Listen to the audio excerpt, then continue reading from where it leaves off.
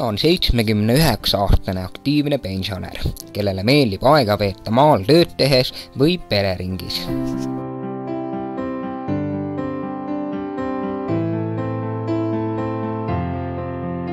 Aheltama panevad dekoratsioonid keskuse vaateaknaid. Vanaisa pane vaiksemaks. Mis tõlkes hoopis kevadet tähendab tõeline kaubamärk. Pillavad vaateaknaid.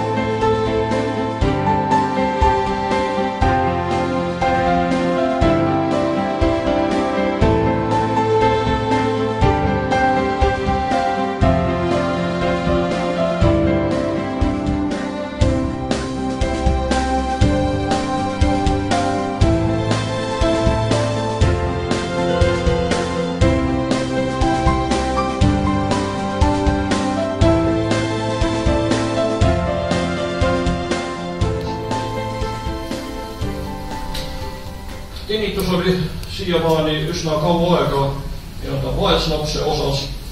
Sellest on hakatud rääkima alles viimasel ajal ja seda on hakatud tunnistama ka puudena.